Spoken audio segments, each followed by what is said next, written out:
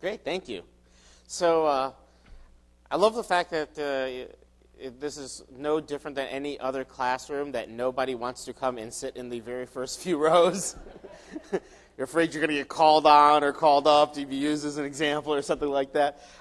So my name is Steve Dembo. Just for those of you that weren't here this morning, I'm from Chicago. I taught kindergarten for 4 years, and as I like to say, I made a tragic mistake in my educational career. I let someone know that I knew how to fix a printer, and they immediately packed up all my stuff and moved me into the Director of Technology office. I did that for about 3 years, and now I work for Discovery Education. I manage our teacher community online. I do a lot of different webinars. I manage social media, which basically means I get paid to be on Facebook during the day.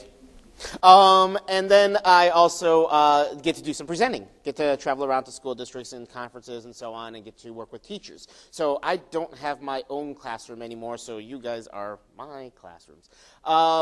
So today I do have some prepared pieces, just kind of set the stage and set the tone for things.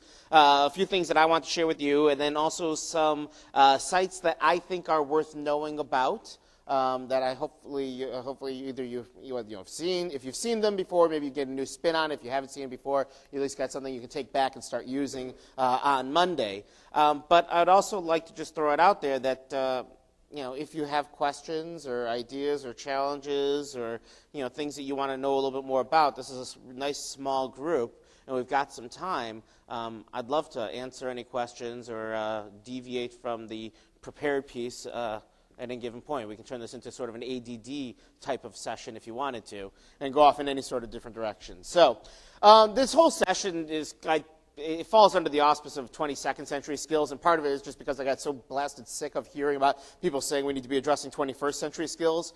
When we switched into the 21st century, about a dozen years ago or so, and I think it's just kind of become a catch-all. And anytime you talk about anything related to the future, you're supposed to have some sort of obligatory 19th century schoolhouse slide. So there is my obligatory one. And a couple days after we first put this together, a friend of mine took this picture down in Florida. This is actually the oldest wood schoolhouse in the country. And you know what I love about this picture? Do you see the chain attached to the corner of it? You know what that chain is for? What? No, not to pull it down. Sort of. They have hurricanes down there. And this was their plan to keep the school anchored to the ground just in case. But apparently it worked, because it's still around. Go figure, huh? Anyway, so the point is, it's time for us to, we got to blow up some of the old models, and I thought it would be kind of neat to take a look at some of the, what we would consider to be called future technology or cutting-edge technology today, project outward what it means for the future, and then see what we can kind of learn from it. The idea being, those who do not learn from the past are forced to repeat it, while those who do not learn from the future are going to be the ones who are forced to wait for it. So I want to start off with play. First of all, since I did teach kindergarten and I have a 5-year-old, I focus a lot on play. And this is a toy called The Life of George. It's made by Lego. And I think it's kind of fascinating because what you do is it gives you a set of building blocks and an iPhone app and this little grid. And you're supposed to, it'll show you a picture of an item. Then you have to use those blocks to build that little item as quickly as you can, lay it over the grid, hold the iPhone over it, and it will take a picture of it and tell you, well, actually use this video, it'll tell you whether you got it right or not. And you have to try and do that as fast as you can. I actually have a video. This is a colleague of mine, Chad Lehman, doing one of these. I don't remember whether there's sound on it or not, but this is him trying to put together a sled, and as you can see, kindergartners seem to have a little bit of an easier time doing it than adults sometimes. But what's also fascinating about this is not just, what we've got going here is we've got the usual Lego sort of thing, except they're giving a specific challenge. They've got something on paper or on the iPhone that they've got to try and build, but then they have that digital component. They're bridging that physical and digital space. So this is a theme we're going to kind of keep coming back to again and again. Now, the really interesting thing about it is after you've played a whole bunch of these, The next logical step in that evolution is to let the kids create their own objects, right? And then put those back into the game. And that's one piece they did put in. So a kid can have their own idea, like I want to make a computer out of these same bricks. They make a computer out of them, they put it on there, they snap a picture, and then all of a sudden somebody else, their neighbor, could be challenged to create what they just created. Now, right now it's tied, it's just local. So in other words, you have to all be doing it on the same phone. But I would assume the next step by Lego is to start gathering all those pictures and creating a database where the kids themselves that are playing these games are the ones creating the challenges for each other. You see what I mean? Making that sort of that global connection. And we're still just talking about a toy, right? We're just talking about a toy. Another one that falls in sort of the same sort of line in terms of building blocks and all that, is something called Cubelets. Now, Cubelets are these small colored blocks. But on the corner of each block, they've got magnets inside of them, so you can actually put them together in any direction, in any shape, right? The big difference is each one of those colors represents a different function. So one of those blocks is a distance sensor. Another one of those blocks is a bar graph. Another one of those blocks is a motor. Another block is a battery block. Another block is a speaker block. And what you can do is you actually put them together to actually create something that will happen. So for example, if you take a motor block and you attach a battery block and you attach a distance sensor block, what you've just done is created a robot that as you move your hand closer to it, it will sense that something is getting closer to it and it will try to run the other way. Take that same distance sensor, flip it 180 degrees, and you've got something that when an object is moving away from it, it will try and chase it. Do you see what I mean? You want to see how this works? I got another short little video of someone using these blocks. Here we go. Now watch what happens when the hand goes down. See how it slows? And the speaker slows, and that bar graph gets higher. Ain't that neat? Now, what are the kids learning to do here? They're building, right? They're constructing. But you know what else they're learning to do? They're learning to program. And they're learning to program before they learn how to read. Ain't that kind of scary, huh? It's kind of neat. Think about it. They're learning those same sort of, how do these things interact with each other? I want something that will do, as this object gets closer to this, then it will do this, then it will do this, and so on. And they're doing it in a way without an actual programming language, without an even object language per se. It's just those same basic core building blocks, forgive the pun, building blocks per se. They're embedding it into a physical object. What we're seeing right now is the evolution of the Montessori movement. The Montessori movement is all about deliberately created physical objects that allow kids to build up the mental constructs they need that form the groundwork for everything else we do in education and experimentation and experiencing our real world and weights and measures and all that kind of stuff, right? It's the same idea, where it's just the next evolution of it. And they're getting this kind of stuff at age 2, age 3, age 4, and so on. This is one other one that I thought was worth sharing, called Siftio cubes. Siftio cubes are, you may have seen, if you watch TED Talks, you may have seen one on an early version of this. But what these are is, they're these little cubes about this big, and every single one of them has a digital screen on it. A little mini monitor per se. And it has sensors in it, so it knows when it's been picked up, it knows when it's been flipped over, and it knows when another block is near it and where it is directionally. And it has a button on it. So all of a sudden, you've got these different cubes, and you can actually load things up and let them interact with each other. You can use them as instruments, you can use them as letter games and number games and so on, or this is one that actually I was doing with my own son. This is my son working on this one. This is a maze game. Okay? So you start off with, I've got 4 cubes here. And it started off where the entire maze was all one little piece. You've got the gopher, you had to try and get him to find the radish. And all you had to do was just click, put the maze together and click on. Now the maze, though, after you get through a few levels, the maze gets bigger than 4 cubes. So he can't see the radish. No matter how he arranges them, it is impossible for him to see the radish unless he does one intermediary step, which is taking that gopher and moving it over from one cube to the next. And now all of a sudden he can rearrange it to see a part of the maze that he just couldn't reach before. You see what I mean? So now all of a sudden he's building these sort of these mental schemas of how, of the digital space. It's a mental mental way of ranging information that you just can't do in a physical space in that same way. It's pretty fascinating stuff. And what these are is, once again, these are building bridges between the physical and the digital space. There's a lot of ways that this is happening. I think these new learning games and these new learning objects are pretty interesting. But one of the most common ways that you've probably been seeing all the time are these QR codes. How many of you guys know what QR codes are?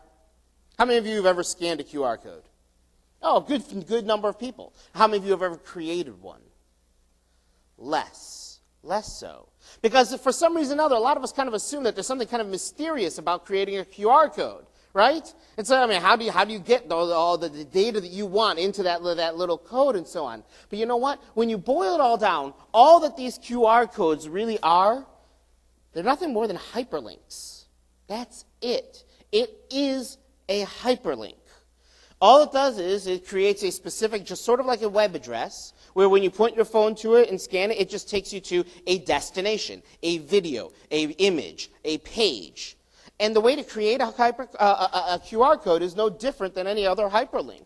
There's a lot of different ways to do it. You can do it through sites like Google has a QR code creator. There's a whole bunch of different ones out there. My personal favorite, though, is this one called Deliver. Deliver is this one right here, spelled D-E-L-I-V-R. They like to be edgy and drop off the silent E. I don't understand the phenomenon, but it's not going away. And when you get to Deliver, it gives you a place where you can type in a URL. Okay? So we're going to go ahead and type in, I'm totally blanking on any website. We'll do CNN.com. Okay? So I'll do CNN.com. I click on Go. And right there, it's already given us our QR code. That's it. Nothing more than that. And I can take this QR code, and it is nothing more than an image. So I can take that, I can download it, I can embed it into a PowerPoint, I can embed it into a Word document, I can print it up, and I can put it outside my room. How many of you have a classroom homepage or a teacher web page? You do. Well, that's fantastic, because all you need to do now to create your QR code is you go over here and you say myclassroomhomepage.com, and you click enter, and there is your QR code. And you can take that and you can slap it on the back of your business card. You can slap it outside of your classroom, wherever you want to put it.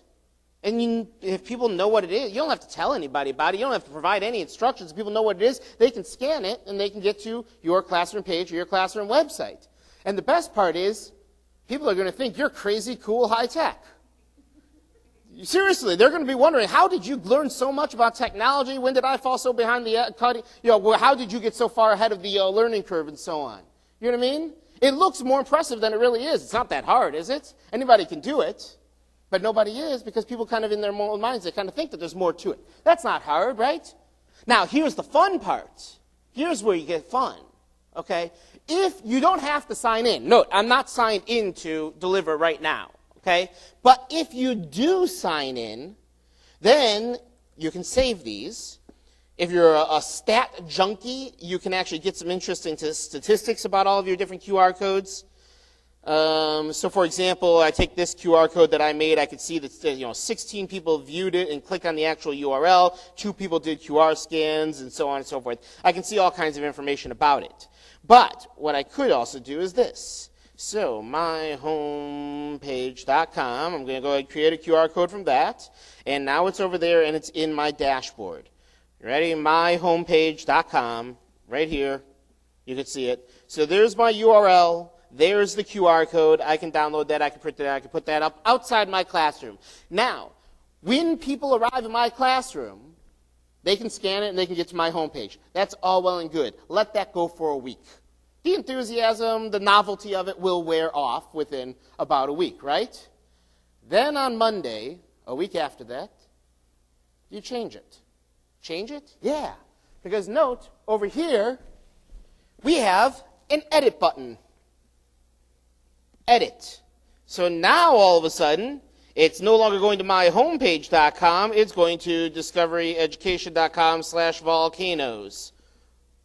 Or whatever you want it to go to. We click save. Now, here's what's interesting. I don't know if you were noticing too closely what the URL was before. The URL has not changed. This code has not changed. What has changed is where it's pointing to.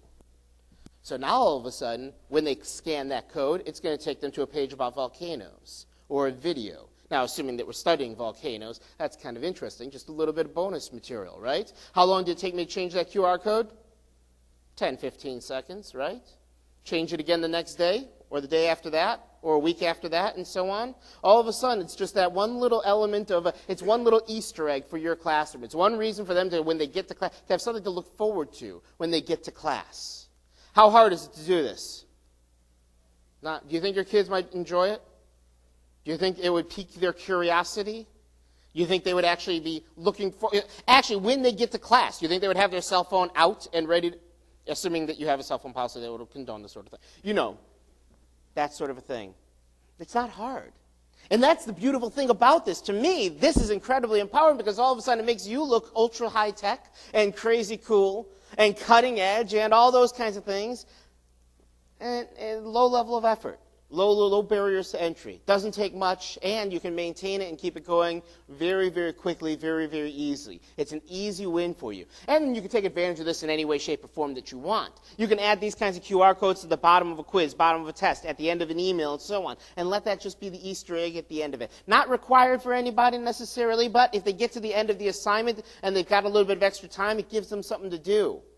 It gives them something to do. It gives them something to watch. It takes them somewhere, some little extra, extension activity or something along those lines. Not hard to do. Now, that's all from the teacher perspective. Do you think you could figure out some sort of use for this kind of thing in your own classrooms? I bet. Now, what's really powerful, though, is when you turn that same sort of thing over to the students. Because this is free. It's easily accessible. Doesn't take much. Now, all of a sudden, all those projects that you see outside in the halls on the bulletin boards, well, now you can really take them up to the next level. Because now when the student has a self-portrait up, their art project up on the wall, on the bulletin board, they can include a QR code. And when somebody walks by and scans their QR code, it could take them to a bio of that student. Or it could take them to assessment. What did you learn from my project? What did you like? If you want to see more of my stuff, you can click here. Or it could take them to a site with more information, a page that they create. It could be just about anything, an interactive experience. It could just be a survey, a poll, an image of the person who created it, and so on. For any project that they do that exists in the physical space, it allows you to create an instant way, a very simple and seamless way to add a digital component to it. Now, do you need to be a master of that to do it? No, you don't need to. All you need to do is just open up that opportunity to them. You know what I mean? Give them that opportunity to just say, I want on my art project or on my science project, on my science lab, what do you call it? Science fair. My science fair exhibit. If I'm doing something about photosynthesis or my model volcano, to add just a little tag to it so that I can encourage people who have just watched my science fair exhibit piece if they want to get more information about it, they can click here to do it. That sort of a thing. Not too difficult, but in my mind, very rewarding in a lot of different ways. So, if you haven't done QR codes, I think Deliver is a great way to do that. What I will also point out is if you don't have a QR code reader or you've never scanned one yourself, I have in here, and I'll make sure that Mike has a way to get to this presentation so you can download it later if you wanted to. But I've got a link to an article that has QR code readers for iPhone, for Android, for BlackBerry, for Windows 7, and so on. It's funny here if you go to Asia or Europe and so on, just about every phone that you buy there has a QR code reader built into the camera. It's only here in the U.S. and North America that they don't for some reason. So I guess it's that no one's been able to come to consensus in terms of what the standard is and so on. Any questions about that before I go on? About QR codes or just toys? Yeah. Yeah, it seems like there's so many things out there that are almost they're geared more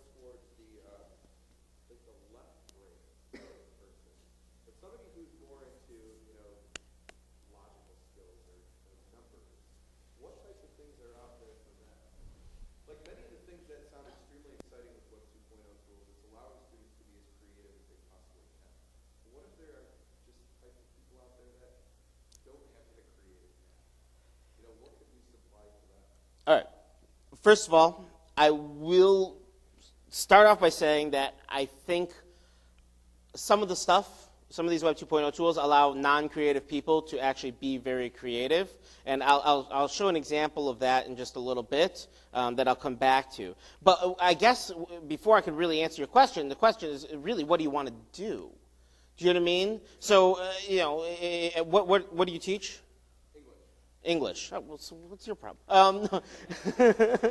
That's an easy one. But I mean, like, I've seen people doing some phenomenal things, even with things like AP Calculus and so on. Very analytical things, and they're just doing it in different ways. Like, for example, one of my math heroes per se. His name is Dan D. Meyer. I can't remember what the name of his site is. Dydan, D-Y-D-A-N. But he does a lot of talking about the inadequacies that he sees in traditional textbooks and how he's using Web 2.0 and these other things to kind of address those. And a lot of times it's not necessarily about the students getting incredibly creative in terms of how they express their knowledge, but what they're doing is they're using the Web 2.0 tools to make real-world examples come alive in the classroom. So, for example, instead of like in the textbook, the question might be you're trying to fill up a aquarium. The aquarium has this measurement, this measurement, this measurement. If it's this high, this deep, and so on, and the hose fills up this amount of water per, how long will it take to fill up the aquarium?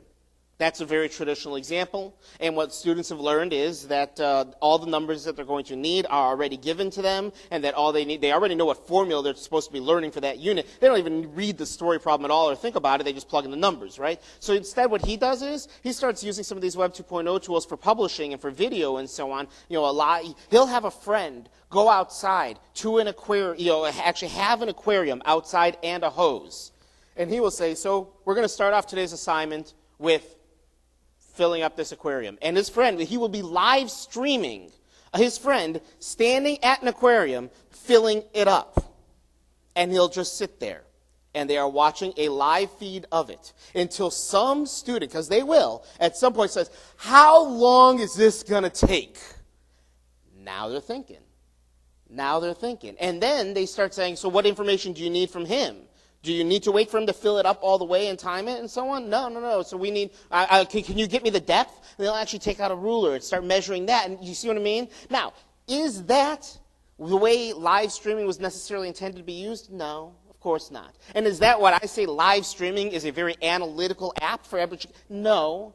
It's just kind of breaking away from the mold of how we've seen these tools being used before and what they're intended for, and just kind of focusing on, so what do we want to do? And what's a creative way that we can make that happen? Something that kind of wakes them up a little bit, forces them to get out of the game of filling in the blanks the way they've always been filled, because we know that's what we're supposed to do with these kinds of assignments, and get them actually thinking about it. So I know that's a really long way of saying I don't know. But I think there's ways to get creative with this kind of stuff, even in very analytical ways. And if you want to get into things like manipulating data, there are some phenomenal tools for that kind of stuff, for data visualization and data representation and grabbing real-world data sets of volcanoes and this and migrating birds and this and that and pulling those kinds of stuff in. If people want to play with data, there's some great ways to do it. Actually, to be honest, for teaching things like graphing, it's funny because there's a lot of different ways to do this kind of stuff, but sometimes you actually want to make graphs and you don't want to stress out about the data points. You want to actually talk about the concepts and so on. There's a site, I can't believe I'm going to show this to you guys today, but called crappygraphs.com. And we'll see whether this actually gets through. Yeah, it does. Crappygraphs.com, which is an awful name, and if you're a middle school teacher, you can't use it. I know that. But here's what the graph builder does. All it does is scale it down so that you can create a graph without needing to worry about all those pesky data points, like in Excel. So if I'm going to create a line graph, I can do this. I can just go ahead and I should be able to get the toolbox. There we go. There's my brush, and draw that, and then I can choose a different color, and I can do this. And over here, I can label my x-axis, which is hair length, And we'll do this. Over here, it's waist, size. And as you can see, in general, for my own personal life, as my hair length has gotten shorter, my waist size has tended to increase. So therefore, I've decided that if I grow my hair long again, my waist size will, you get the idea. Now, we can talk about the concepts of graphing. We can start using these kinds of things, a graph related to, the effect of different, the impact or that different countries had on World War II and so on, without stressing about the dates and so on. We can still kind of represent that same sort of data visually. Now, is this really a great analytical maybe? It depends on what you're teaching. You know what I mean? So, wow, was that long-winded or what? He wants to get me going. All right, other questions? It's the end of the day, I know. All right. So, where was I? Where were we talking about making things real-world applications to things? That's another big one that I think is important, is tying things into the real world as much as we can. It's funny because we've all seen these sort of assignments where people are creating these faux businesses and so on, and faux marketing, and and why are we simulating anymore when we've got access to things like Donors Choose, and people can actually really be doing actual real world marketing and so on. eBay is such a phenomenal little microculture. I've actually seen some people, not necessarily with iPod Touches, but where they've taken the same product, 5 of them, the exact same product. It can be as cheap as something that's $1 or $2 and so on. And basically, it's a contest between students to see who can sell it for the most. And what makes it sell for the most? How does it sell for the most? What is the marketing that goes into it? What does reputation have to do with it? What does the time when it closes have to do with it, and so on? And they can try, first of all, they can study an immense amount of information just from eBay itself, and then they can actually try and apply it and see what happens, have a little contest between them. There's a lot of different ways to do that. And then you get into things like Kickstarter, which I talked about this morning, which I think is another fascinating little subculture.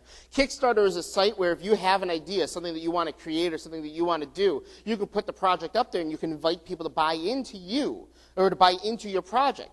This was one that was done by an 11-year-old named Nathan. He wanted to create a ruler pencil.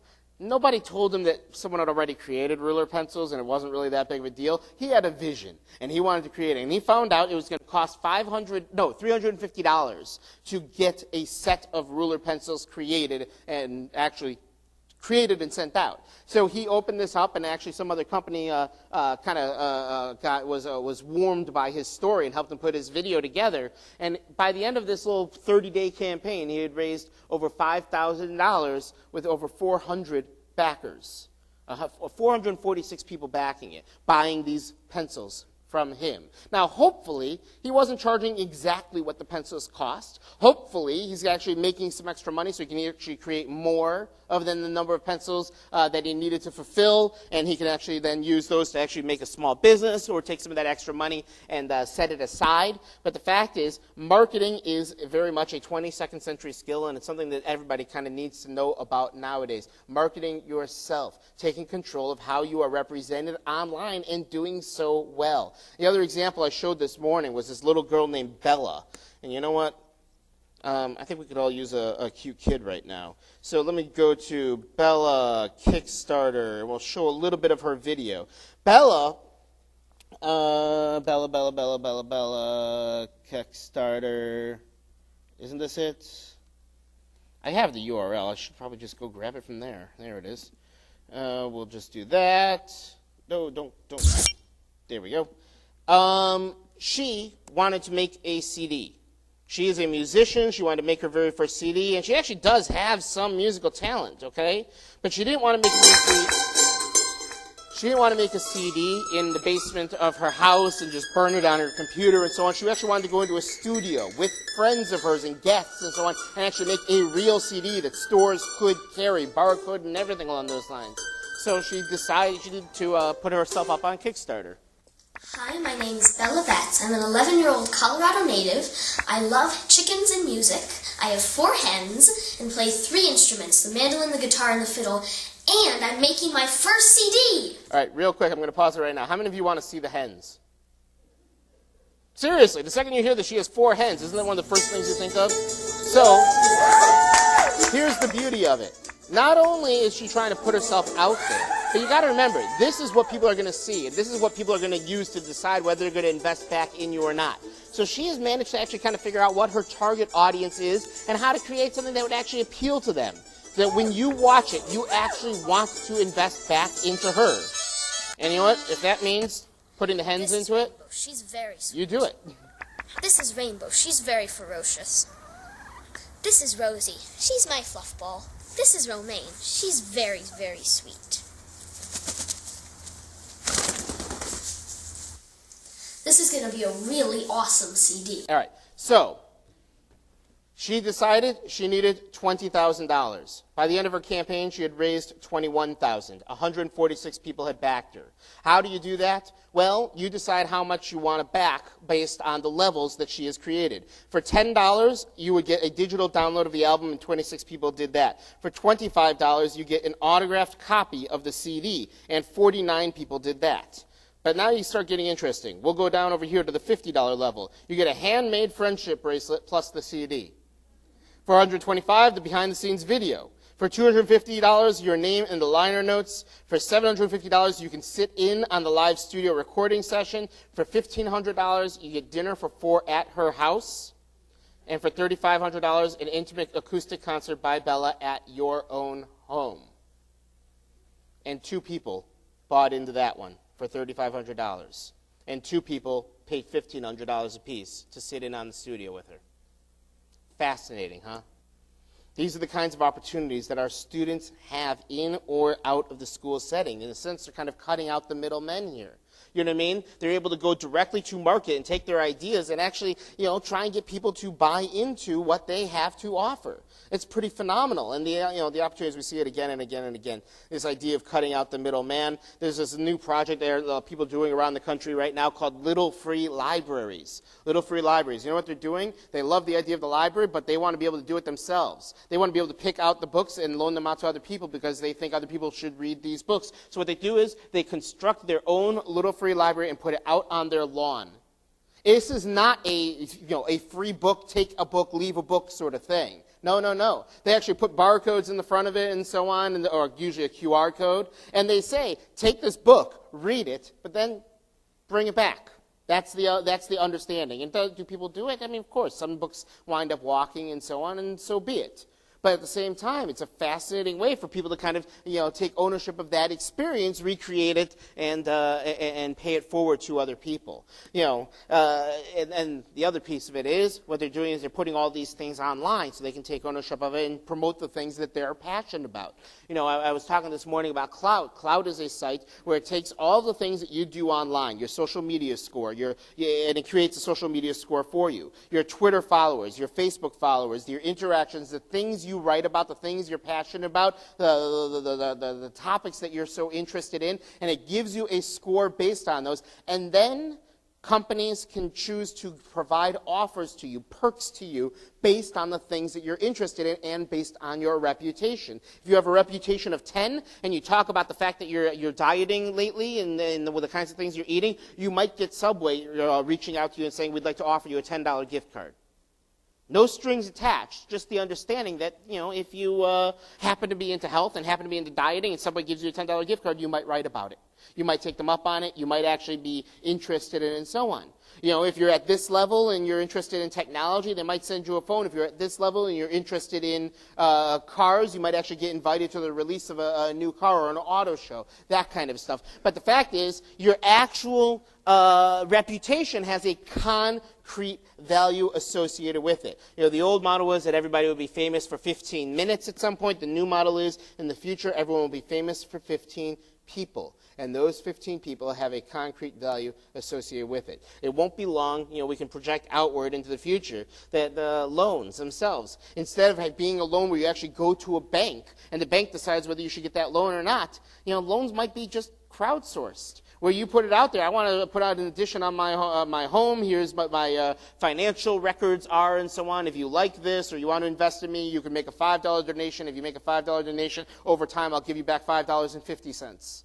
You know what I mean? And if you invest $1,000 in my basement, over the next 5 years, you'll wind up getting back $1,100. You see what I mean? And just eliminating the bank whatsoever. And this may seem like this crazy and outlandish sort of idea that your credit score may actually be influenced by the things that you're doing online on Facebook and so on, but it's the same way with just about any new technology. New technology, someone put, the guy who created one of these flying cars. He said that new technology goes through 3 phases. First, it's ridiculed by those ignorant of its potential. Then it's subverted by those who are threatened by its potential. And finally, it's considered self-evident. Think about the things that we are sharing online right now. Photos, videos, updates, what we're watching, what we're listening to, what we're liking, what we're eating. Just imagine if you told someone 5 years ago that people would be tweeting out what they're eating at every meal, and other people would be interested in seeing it.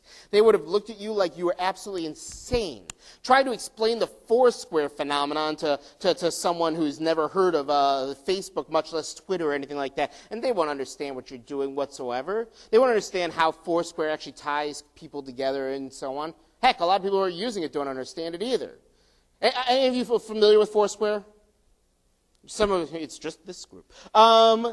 Foursquare, in case you don't know, what it basically does is it's a social network site where whenever you go somewhere, you check in. So in other words, I'm here at Fraser High School, so I would say I'm at Fraser High School. I pull up my phone. Based on GPS, it'll figure out what places are near me. I choose Fraser High School from the list, and I check in. When I check in, it sends a little update to anybody who chooses to follow me or be connected to me that says, Steve just checked in at Fraser High School in Michigan. That's where he is for the day. I could add a comment. I could add a photo, and I get points. Yes, you get points for checking into various different places. You know what the points are good for? Nothing. Nothing at all. Nothing. And yet, I get excited when I get 15 points for a check-in. I don't know why. Now, the other thing is, if you check into a place more than anybody else, you become the mayor of that place. So if I've checked into Fraser High School more than anybody else here, then I become the mayor of Fraser High School. What do you get for being the mayor? Nothing. Nothing at all. The pride of being the mayor. Now, at some places, this is how they're monetizing it. If you become the mayor at a Starbucks, you actually get a discount on coffee or like a free muffin when you go to buy your coffee. You know what I mean? Because only one person can be the mayor. It's a reward and so on, right? So they actually would provide a perk for it. But think about this. And mind you, even though the mayorships mean nothing, I will be honest with you, I was the mayor of my local Costco, the warehouse club in my area, and at one point I was doing a presentation like this, and my phone buzzed. I got a text message, and I look it up, and it says, you have just been ousted as the mayor of Costco. Someone else is now the mayor. And you know what the first thing that popped into my head was? I got to go to Costco. Why? I don't know, but it taps into something powerful. Now, here's the other interesting thing about it.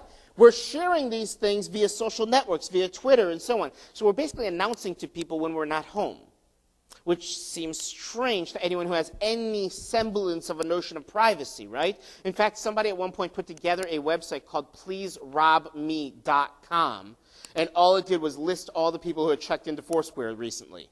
So you could just get this running tally of who isn't home at that point. Now, it was meant to be kind of a social commentary, and he took it down shortly after. But what he was talking about is just the fact that we as a society have shifted our notions of privacy, and that sharing has become a very, very socially acceptable and almost expected sort of activity. And we're sharing things on a level that we've never done before. Things like health. The health industry is sharing like you can't believe. This right here in this video, this is a little thing you put in your shoes. The Adidas F50 is what it's called. And what it does is, as you are running, it's measuring how fast you're going, what your acceleration is, what your overall speed is, what your overall distance is, and all these kinds of things, and then it dumps it all into your iPhone so you can keep track of it, and then you can send it over to Facebook so you can share it out.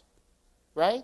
Interesting, huh? And then you've got these bands, like the Nike Fuel and the Jawbone Up. I'm wearing the Jawbone Up right now. This little wristband, what it does is, as I'm walking around, it's a pedometer. It's measuring how many steps that I take throughout the day, okay? And what I can also do is I can also let it know I'm about to work out, and it'll keep track of stats differently when I'm working out. And I can even, if I wanted to, when I go to sleep, I can shift it into a nighttime mode, and then when I'm sleeping, it will actually measure the quality of my sleep. So that chart up there is one of my actual charts. That purple area is when I was sleeping. The orange is when I was awake. The dark blue is when I was in a light sleep. The light blue is when I was in a deep sleep. And you can see that night I got 5 hours of sleep. So you can actually check to see whether that nightcap that you're having really actually helps your sleep or not, right?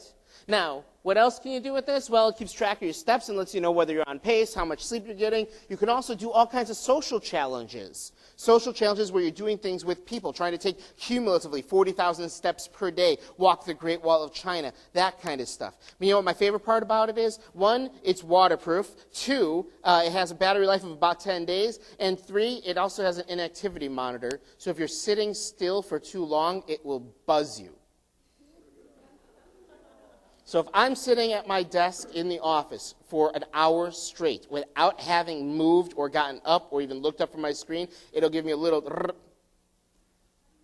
How do you get it?